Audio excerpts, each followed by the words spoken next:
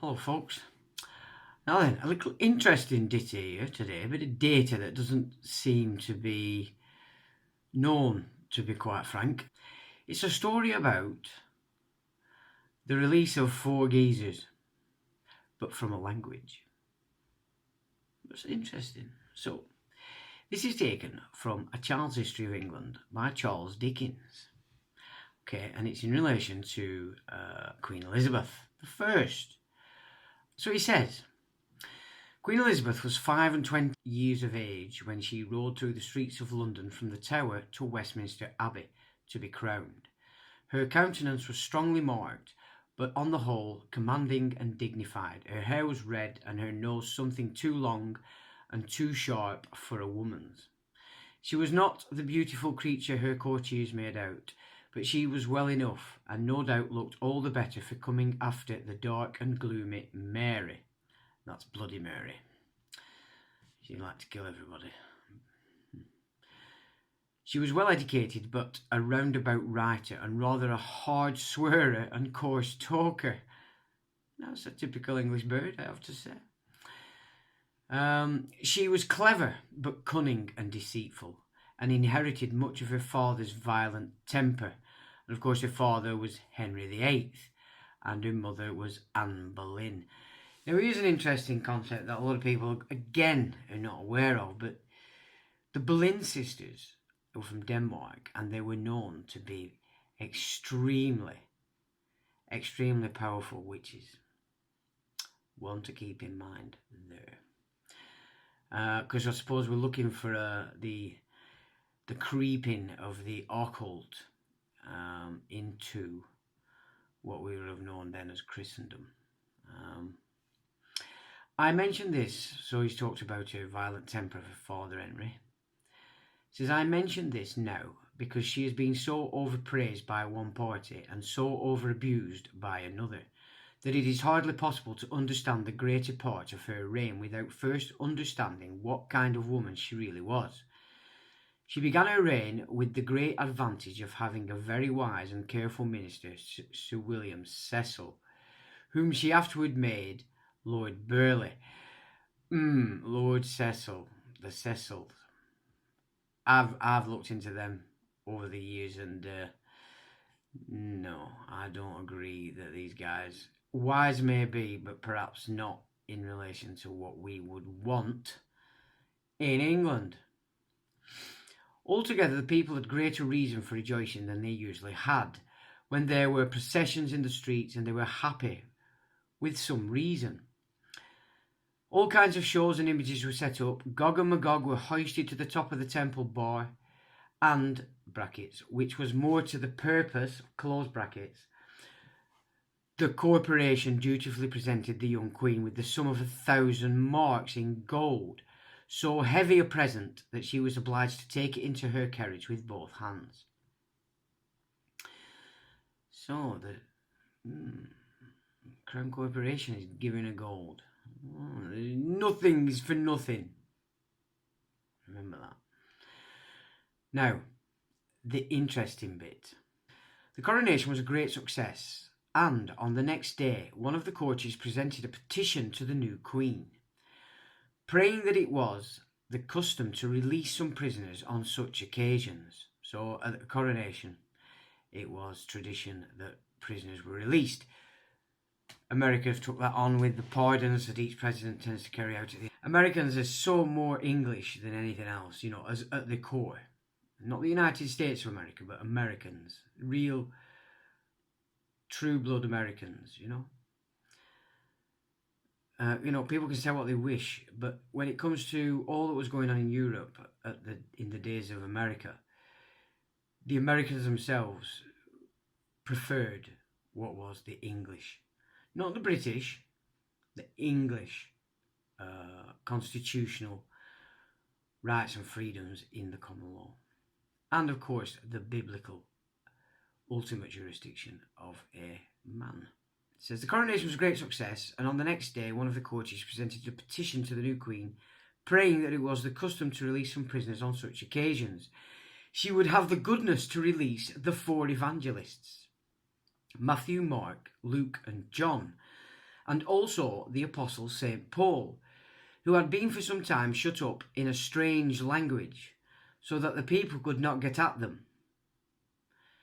Now, that's a distinct reference to the fact that all religious scripture of that day was Latin, and therefore unavailable to the masses. So, in essence, from the get-go of Queen Elizabeth's reign was set forth the commission to translate what was scripture in Latin and Greek and Hebrew and Aramaic into English. He says, to this the Queen replied that it would be better first to inquire of themselves whether they desired to be released or not, and, as a means of finding out, a great public discussion, a sort of religious tournament, was appointed to take place between certain champions of the two religions. So that would be Catholicism and the new religion, still under commission of Rome, the Holy See, but presenting itself as its own church and jurisdiction we know as the Church of England. So that was to take place in Westminster Abbey. So it says, you may suppose that it was soon made pretty clear to common sense that for a people to benefit by what they repeat or read, it is rather necessary that they should understand something about it. Makes sense to me. Accordingly, a church service in plain English was settled, and other laws and regulations were made, completely establishing the great work of the Reformation. The Romish bishops and champions were not harshly dealt with, all things considered, and the Queen's ministers were both prudent and merciful. So in essence, what was agreed in relation to commissioning the translation of the scriptures wasn't just a one-sided event. It was actually sort of agreement, in essence, between the Romish bishops, as they call them here, and those coming up with the Burgeoning Church of England. So that's, again, another interesting point missed, because if you were to listen to the nonsense, it's as though they're carrying pure hatred for each other, and it has always been so. It's not the case. See, when the sensible people get together and discuss these topics, things like this can happen. Of course, when you're dealing with the fanaticism of each in its day, you just get bloodshed and more cementation into each individual's belief system. Or map, the programming of the map. Okay, so basically it's a battle. It's always been a battle between how the map sees the territory when it comes to issues such as a division of religion, which is what we're going on in Blighty. So that's an interesting point. So the beginnings of the commission for actually what we're going to be known as the King James Bible wasn't actually, as it were, commissioned in its get-go by King James. This went on through Elizabeth I. Now we've got to bear in mind also that John Dee, Francis Bacon, and indeed, not quite at this stage, but later, Isaac Newton, each of them being more magicians, source, whatever you want to call it, they were the men versed in the occult knowledge. So at the same time as we've got this commission, we've also got these rather odd characters, or they certainly would be classed as odd if they were presented as they are to the past in today's sort of society. They wouldn't be classed as sound people, let's put it frank. And of course, 007, that is the title not for James the Bond, but for the Crown's chief magician. Alright, that's the symbolism of the 007. Now, but the symbolism does transfer in relation to putting it to James Bond, because the magician is dealing with the highest of the heights, shenanigans going on the unseen. So there is a symbolism, of course.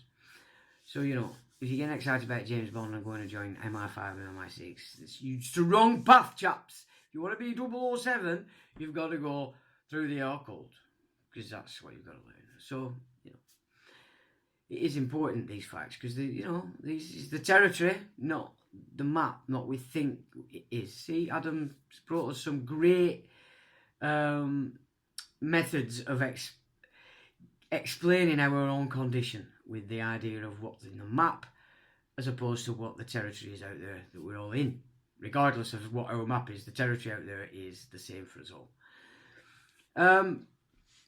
So we're now up to the King James Bible, which was commissioned in 1604 by...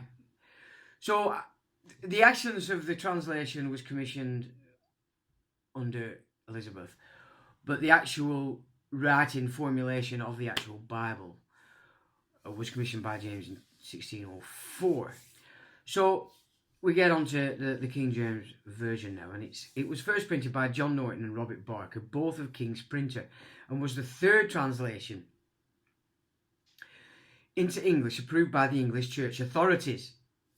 So, the third. So, the first, if we go for the first Great Bible, it was commissioned in the reign of Henry VIII, which in 1535 to be precise. Okay, so it was the first translation that was approved was done under Henry VIII. Now the second had been commissioned by, it was called the Bishop's Bible, because that's the one commissioned in the reign of Clinton the first. This began quite a bit earlier than that under the Lollards, who one of their main protocols were that they wanted to translate the scriptures into English. If we're tracing this urge to translate the Bible or the scriptures into English, then we're going back to the Lollards basically, and that's the early 1300s. They could very well have come through from something even earlier, well, the beginning of the 1300s, through a woman called Marguerite Porete, and she was a French-speaking mystic, a Christian mystic, she called herself, and she's famous for as author of the book The Mirror of Simple Souls. But she pissed everybody off and got burnt at the stake because she refused to cease selling her books. So it didn't go too well there, but obviously when you burn people to death that are giving a bit of gravy, it does get people interested, and so the move from what she started can sort of gain teeth, as it were, and then feet. So the Lollards can be tied and said there may be a bit of a spin-off from some of the ideas of the woman Marguerite Porete. So there's your Lollards. Yeah. Now, Lollard got quite important back in its day because John of Gaunt actually protected them. Now, John of Gaunt's an interesting character. We'll not go into too depth here, but if you just look at his father and his two brothers, the guy's not a ginger geezer. He looks nothing like a son of his father. Okay, that's an interesting concept. And he comes from Ghent in Belgium. Also tied into Marguerite Porete and her mysticism. So there is an interconnection, and possibly if Lollardy took some of the impetus from Marguerite Porete, then being in Belgium, John of Gaunt would naturally then be inclined to support it, but more so for the power they could actually gain in laying taxes on the monasteries. So, it wasn't necessarily a spiritual adventure for people like John of Gaunt. It was more, we can get more tax out of these monasteries. So there's always a political and a financial aspect to moves that these people make. So there we go in relation to just a bit of data that people are not necessarily aware of in relation to the wording of the release of the evangelists Matthew, Mark, Luke and John, and also the Apostle St. Paul. Now I have heard in some of the stuff being put out by people who are chasing back a real chronology of history, and it's sort of looking at this and considering that the Gospels themselves might have been written at this time. Well, it is quite true that anything previous to the 1600s, it's not really trustable as a chronology, as actors being actually of a nation when they've carried brought actors over from other nations and implanted them into the histories. You know, since Joseph Scaliger, a lot has been done to confuse the histories, not only of England, but of, especially, it is a lot about England, but not just England, the entire European landmass. So that also has to be taken into consideration. So there could have been something major going on here. I think at last, some of the data that suggests there's something over 30,000 translation errors, but there's other accusations about the King James as being full of dog Latin, which would then serve this new banking system that was on its way later in the century, in which Elizabeth ended and James took over.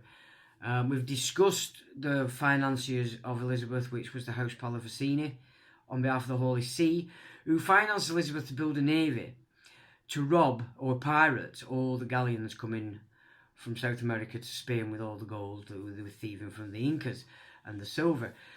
So we know that that's how the navy was sort of infused with cash. So again, we go back to Holy See. So the Holy See have a big play in the rule of Elizabeth I. And as we've said, this has taken place, the release of the Gospels in English, well, the Bible in general in English, but we're specifically talking about the initial, which was about Matthew, Mark, Luke and John, and the Apostle St. Paul. So taking that into the correct context, and the Holy See are playing this with Elizabeth, opposing the Vatican, which is an instrument of the Holy See. So maybe suggesting, now this is a suggestion we can think on, but if that's the case back in those days, then perhaps the Holy See was more of an administrator from the canon, which was administered by the Vatican. And a lot of what we've seen in the Middle Ages, knowledge of the families within the Holy See, has been their moves constantly to actually take over the Vatican and turn it into its own. And that perhaps a lot of what we've been told about the power of the Holy See from its get-go isn't actually correct. You see, it could have been the intermediary between Constantinople and Rome in its early day, and not necessarily a power over either, you know, through which they could do the trade without it sort of affecting the Vatican breaking the canon. Now, these are my thoughts on what I've studied over the years, the feelings, the taste I get from reading both sides. Because as I have explained before, I mean, I was Christian Catholic, but I grew up with the Protestants. And if you've ever watched that series, The Last Kingdom, I feel exactly like that geezer, Uhtred Ragnarsson, because it's, you know, I know both sides. And equally, I've said they want the same. It's just a nonsense that we've allowed our minds, our maps, to be entrapped by differing ideas based on the same core thing. So for me, if there's going to be any movement forward, you would have to recognise that the institutions today on all sides are talking out their ass. They're dragging you into this new world order as faster than what we perceived as capitalism having driven it. No, this is being driven from a religious, you know. So the Muslims are being dragged into it by moving into the kafir system, which is just a Rothschild front. You've got the Torah Jews who've shifted over into the Talmudic version of the rabbinical system. So they've sort of completely left the Old Testament. And the Christians have had the same achieved through being shifted through the Schofield Bible into Christian Zionism. Now, Wycliffe was a big part of the Law Lords, and Wycliffe and a lot of his stuff is included in the formulation of the Schofield Bible. So you can see a deliberate attempt to ensure that the Reformed system set up under Protestantism, especially in England, but as well in Germany. Germany is just as involved in this. So too the Netherlands and obviously Belgium. France still being seriously Catholic, had quite a way to go yet before they could completely remove it from the grip of the Holy Roman Empire. So I would suggest somewhere in between the Holy See gained control, probably when it were receiving more benefits from Byzantine Rome than it was from the Vatican side of things, because the Vatican were a bit more strict in not undermining itself by undermining the canon laws. I know we can see that in the last few centuries that has definitely been the case. But what I'm saying is we're going back to 1600, then previous to that we're going back to the 1300s. So we've got 300 years from the 1300s to the 1600s when we had the King James released, and a lot of shenanigans going on.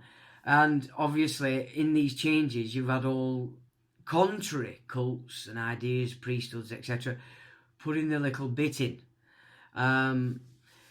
So there's some interesting facts just in relation to the King James Bible, but ultimately also what needs to be recognised now is if you go into a court now, what you'll find, if you request to see the Bible, which is your right to do in the court, you'll find that they're not King James Bibles anymore. Somebody told me the one they found was a Gideon Bible and caused a stink about it. And, you know, the court itself got rather excited about it and rather worried. So the thing is here is, what are they trying to do here? Are they even trying to shift that the ultimate jurisdiction, the common law, which is biblical, into some other twisted garbage that further services this no-high platform that they're very fast about to install over a lot of us? So that has to be kept in mind as well if one is prone to attack the King James Bible. Well, if it was as dark and dirty as some are suggesting, then, and more in sync with this no-high platform, then why are they changing the Bibles in the courts? And as I said again, let's just remember that when the commission was sanctioned to translate it into English, it was also agreed, albeit rather not in 100% agreement, but it was agreed by both camps of the churches. So that's the Catholic Church in England and also the burgeoning Church of England. So it was an agreed format. So it couldn't have been that far off the mark, let's be frank about it, unless all concerned were acting contrary to the, you know, the narrative of the Bible, specifically what we know as the New Testament, the fulfillment of the laws, as it were. So, very interesting, but more interesting is the fact that why they're removing the King James Bible from our courts, because that's not acceptable, not by any means. And for that to take place, the Church of England itself has to be on board. Now, let's not forget, the head of the Church of England today, Wellesby, is the bastard child of the private secretary of Winston Churchill. All right. You know, you've got Solmes, thick in with circle, SES, not SAS, another Churchill. Are you getting the picture here? There's a stream of evil thrust into our system, and they've basically took over the aristocratic level, the landowning organisations, and expanded the land ownership through the National Trust and the placing into trusts for national trusts of all descriptions, huge swathes of our land. And as I've said this before, if you actually look at a map today, they've actually expanded Scotland right down to the Yorkshire Dales. Okay, Scotland doesn't belong to Scottish people, remember this. Scotland belongs to the Belgian bloodlines that flooded it under the reign of King David I. Yeah, a lot of these families that think the Scottish names, they're not. Trace it back. You had nothing to do with Scotland except that you invaded it, built your castles, and lorded it over England from then times for the Templars. Yeah, this is the way, this is the real territory out there. I'm not pretending I have it all, but when you look at both sides of any argument in history, which you have to do if you want to find a real or a closer to the real gains that were going on as to why this group did that, why this house did that, you've got to see what prompted them to do that. and because when you get right back to it, it'll basically be down to two brats having a fallout over who were in charge. You know, that's where we're at, and that's the history of man, basically. I mean, you look back at how many of these battles that started with two brothers having a fit at each other, to great nations and armies and conglomerates killing each other. That is the history of man. So if we could sort of get to a point where we're not actually spitting dummy out and such, because we're not happy with our lot, you know, maybe we can start to get somewhere. I don't know. I'm just giving history and data and good shit. So that's the end of the Sunday sermon. Very fitting, I do declare, as we enter our festive season of December and our amazing Christmas. So let's not call it Xmas anymore. Let's take that away from the priesthood. It's Christmas. It's Christ's Mass. Okay. Doesn't matter whether you were born out. Who cares? I don't give a shit. If you go back into history, you certainly weren't born on December 25th. You were born sometime in May. So, you know, let's forget all that garbage and recognise that we all live on this land. We're all getting shafted. We're all being encouraged to go out with your mask on. Of course, they're not encouraging me at all, but I'm speaking in general. You know, you're all going to bend over, take the vaccine twice.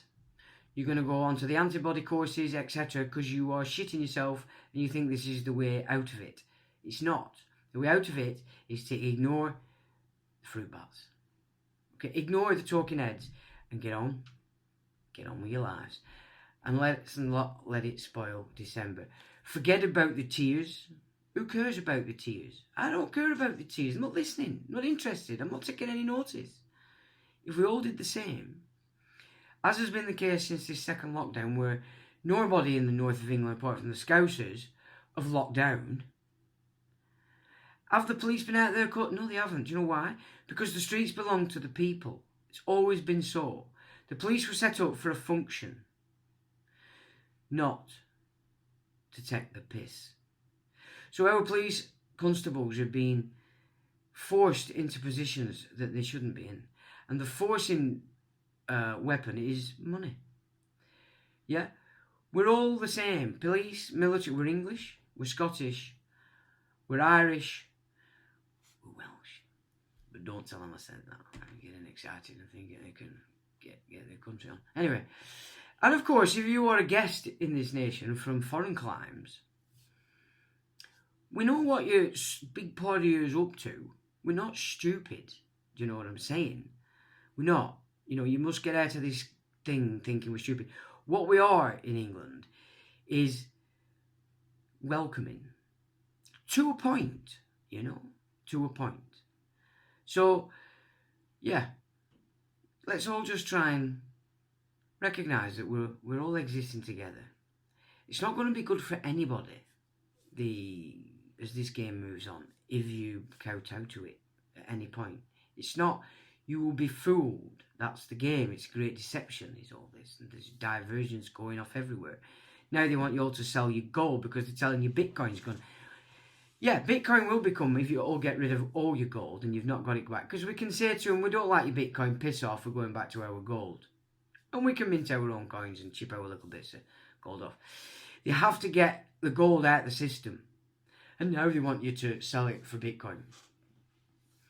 So Bitcoin will become the backdrop, or similar to the digital dollar, the minute the Fed and the Treasury in America conjoin. So, with that, we will actually shut my gob and say, till the next time.